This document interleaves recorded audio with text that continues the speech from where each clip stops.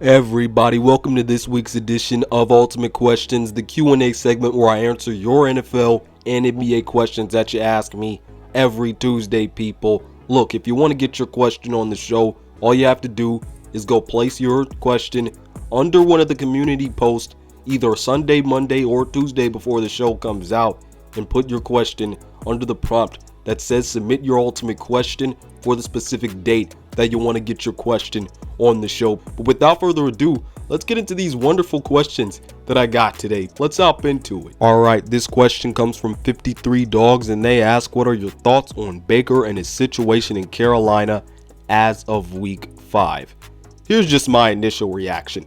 I'm not surprised, and I'm not sure why people are surprised at how bad the Panthers have started off with Baker Mayfield and how bad Baker Mayfield has really looked. Just knowing who he is, who he has been, his inconsistencies, his limitations. I said when they got Baker Mayfield that they would be nothing more than a 7 or 8 win team. At best, they were going to be a mediocre team. I did not expect them to start off this bad, because now at this rate, they're going to be a 4, 5, 6 win team. But I always said at best, this team was going to be mediocre. Here's what I don't get too, and I don't get why everybody's so surprised and everybody set themselves up for disappointment because they had such big expectations for Baker. I don't get why people thought with Matt Rule and Ben McAdoo in this terrible offensive line that Baker was just going to come in and just make the Panthers this automatic playoff team. I don't get it, because it's just a terrible scenery with Matt Rule when he was there, with Ben McAdoo and with that offensive line. Baker has never been an elevator. Why did people think he was just going to come in and elevate the Panthers when we knew all that was wrong with them? Because Baker has never been an elevator. He has been the one who was needed elevating. And Carolina was not a situation where he could be elevated, starting with the head coach, and that offensive line is bad. We've never seen Baker do well with a bad offensive line. And then the receiver or running back situation with Baker being the superstar killer of skill position players, it's just ridiculous. We've seen the downfall of DJ Moore because of Baker. We've seen the downfall of Christian McCaffrey because of Baker. And we've seen Baker do these things before. We've seen him kill superstars' production. We've seen him continuously overthrow players. We've seen him have bad footwork and make bad decisions, which is why I am not sure why everybody is so surprised and everybody had such big and high expectations for Baker coming into this year, because we know who he is. We've seen his limitations, and we know that he is not an elevator. He has just shown it. Cleveland put a lot around that man, and he still looks like a mediocre quarterback. You just got to admit that. So I don't understand why everybody thought he was going to come in and elevate everything when there was so much wrong with the Panthers. And we've seen that Baker Mayfield just isn't an elevator. He's never done well with a bad head coach. He's never done well with a bad offensive line. I don't get why people had such high expectations, especially already knowing who Baker Mayfield was. Now, they fired Matt Rule. Baker Mayfield is hurt. I don't know how things are going to go for the Panthers right now, but I don't see it getting any better. I'm not sure why people are so surprised that Baker has started off this season like this. But that's my reaction to it for the first 5 weeks. Great question here from 53 Dogs. Alright, this next question comes from Davante James, and they ask, on a scale from 1 to 5, how much better would the Bills get by trading for Christian McCaffrey? Now look, there are kind of like rumors, maybe just official news now out there, that the Panthers are probably going to go on a fire sale with how their season has started. And I wouldn't be surprised if Christian McCaffrey is one of those guys traded. There was a rumor yesterday that the Bills were interested in trading for Christian McCaffrey. I mean, who wouldn't be if you need a running back? But on a scale from 1 to 5, how much better would that make the Bills? I'm going to say 5, because then it's really a pick your poison situation for the Bills. We know that passing game is probably the best in the NFL, but if they get a run game, this is officially a two-dimensional team that everybody has really been begging the Bills to really upgrade to. We know what the Bills' one hole is on that team, on that offense, is that running game. It's never really all that consistent. And if they get a running game, it can take pressure off that pass game. You can find another way to score points quickly and really have your offense be efficient. It takes pressure off your passing game, and it really allows your passing game to make more plays because the running game would open it up. Having Christian McCaffrey on this team as a runner would just be so good for this team because you just got 2 ways to win now. It would be so incredible. And then Christian McCaffrey, we know he is an incredible receiving back.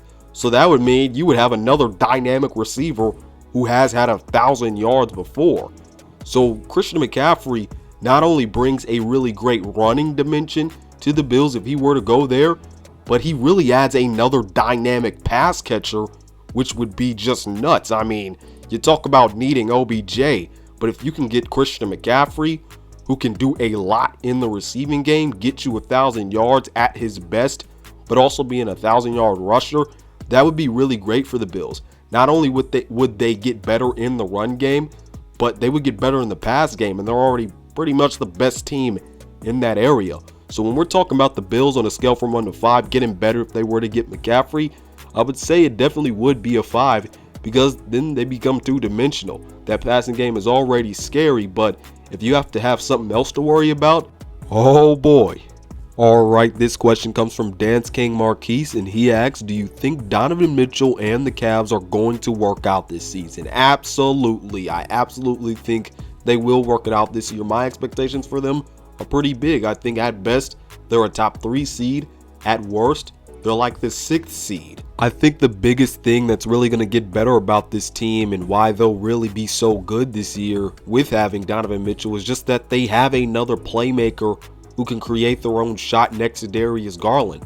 Last year, this was a pretty good offense, but there was one thing that really staggered this offense for the Cavs, and it was the fact that when Darius Garland was off the floor, they did not have a consistent knockdown shot creator that can consistently get their own shot and lead the offense and take some pressure off the other players that aren't as good at shot creating on this offense. Even when Darius Garland is in the game, you don't want to put all that pressure on him. You want another body out there who defenses have to pay attention to, so you can make room for Darius Garland to work one-on-one and to give him some space to do what he does as a shooter just everywhere on the floor. With Donovan Mitchell, you have another guy who can go get his own shot and provide a spark for this offense and make sure you're consistently getting the points that you need to consistently at a high level and making sure other guys benefit off of it. I want to use this example right here.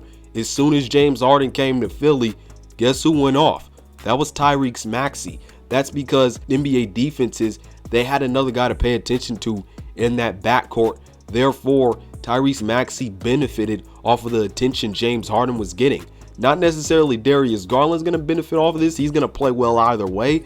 But because Donovan Mitchell is on this team, there will be a guy on this Cavs team that really does benefit from the defense paying extra attention to Darius Garland and Donovan Mitchell. This paint offense for the Cavs, I think, is going to be incredible this year just because you have to focus so much on those guards. Evan Mobley and Jared Allen are literally going to eat in the paint this year. I mean, it's really pick your poison with this Cavs team at this point because you got 2-headed monsters in the paint, but you also got 2-headed monsters at those guard positions. So I think it really opens up a lot for this Cavs offense because the defenses have to really pick which do you want to defend, and if you don't defend one, that part is going to go off. Donovan Mitchell and Darius Garland are also 2 of some of the best passers at that guard position, so that's really good for this Cavs team.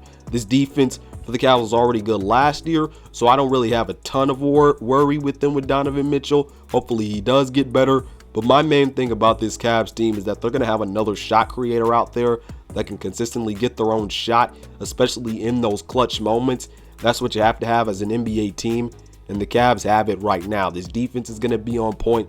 Darius Garland and Donovan Mitchell are going to be absolutely incredible on that offensive end and help other players break out on this Cavs team. And then JB Bickerstaff, who I really believe in too. I like what the Cavs are up to, and I think they're going to go wild this year. There are a lot of other reasons I think this team is going to go well, but just for a short answer, I just think it's just because Donovan Mitchell creates ways for other players on this team, and he allows his team to have another shot creator consistently out there.